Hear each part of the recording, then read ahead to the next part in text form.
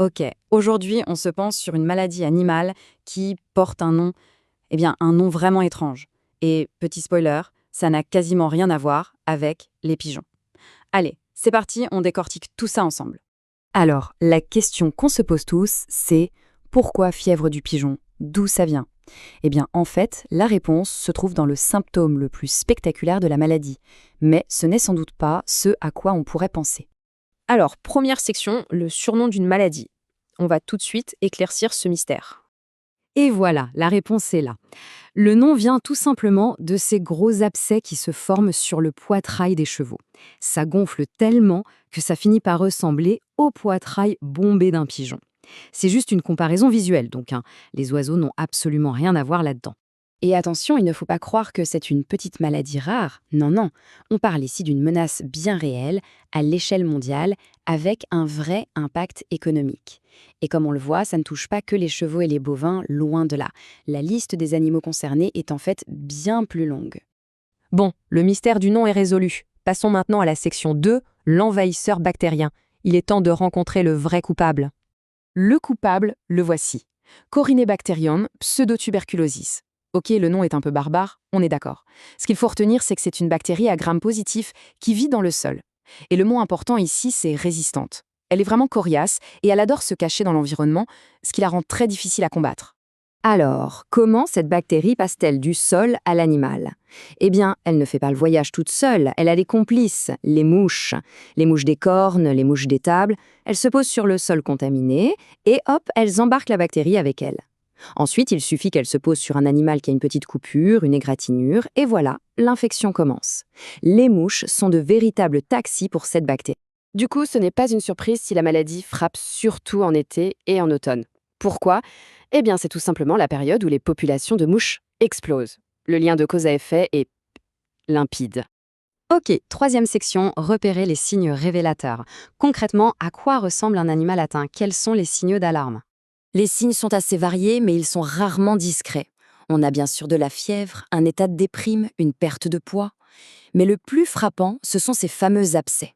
Ils peuvent suiter, provoquer un gonflement généralisé et atteindre une taille impressionnante, parfois jusqu'à 20 cm de diamètre. C'est énorme. Et ce qui est super intéressant, c'est que la maladie ne se manifeste pas du tout de la même manière chez les chevaux et chez les bovins. Pour les chevaux, c'est souvent bien plus grave. Les abcès sont profonds, larges et il y a un vrai risque d'infection interne. On voit aussi souvent des membres très enflés. Chez les bovins, en revanche, ça reste le plus souvent une infection de la peau, avec des lésions qui finissent par guérir toutes seules en quelques semaines. Le risque d'infection interne est, lui, beaucoup plus rare. Section 4, l'enquête du vétérinaire. Comment un pro peut-il être sûr à 100% qu'il s'agit bien de la fièvre du pigeon et pas d'autre chose? Voyons ça. Pour avoir un diagnostic définitif, il n'y a pas 36 solutions, il faut aller chercher la preuve. Et la preuve, c'est la bactérie elle-même. Le vétérinaire va donc prélever du pus dans un abcès et l'envoyer en culture au laboratoire. Si la bactérie est identifiée, là, le diagnostic est confirmé, sans aucun doute possible.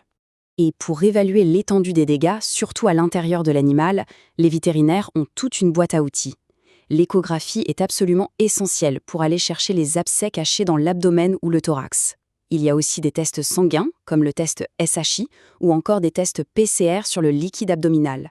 Tout ça permet de savoir si l'infection est juste externe ou si elle est devenue interne, ce qui est beaucoup, beaucoup plus grave. Bon, cinquième et dernière section. Maintenant qu'on sait ce que c'est, on va voir comment on peut riposter et, encore plus important, comment on peut prévenir l'infection. Pour les abcès externes, le traitement est assez manuel. D'abord, on aide l'abcès à mûrir avec des compresses chaudes. Une fois qu'il est prêt, le vétérinaire va l'inciser chirurgicalement pour le vider, pour le drainer. Et enfin, étape cruciale, on rince bien la cavité avec un antiseptique pour tout nettoyer. C'est un vrai protocole en 3. Mais quand l'infection est interne ou qu'elle cause un gonflement vraiment sévère des membres, là, on change complètement de registre. On passe à un traitement antimicrobien à long terme. Et quand on dit long terme, c'est au minimum 1 mois. C'est un engagement énorme, un vrai combat pour l'animal et pour le soignant. 30 à 40%. Ce chiffre, il fait froid dans le dos. C'est le taux de mortalité pour les chevaux qui ont des abcès internes. Et attention, c'est le taux même avec un traitement. Ça montre à quel point le pronostic devient sombre dès que l'infection se propage à l'intérieur du corps. Et ce n'est pas tout. Le manuel vétérinaire Merck est très clair là-dessus. Les cas de lymphangite sévère ou non traités deviennent souvent chroniques, entraînant une fibrose et une induration de la jambe. En clair, si on ne traite pas ou si on traite mal, l'animal risque de garder des séquelles à vie, une jambe dure et handicapée pour toujours.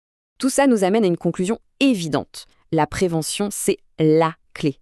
Et ça passe par des choses concrètes, une lutte acharnée contre les mouches, une hygiène impeccable, et bien sûr, isoler immédiatement tout animal infecté pour protéger le reste du troupeau.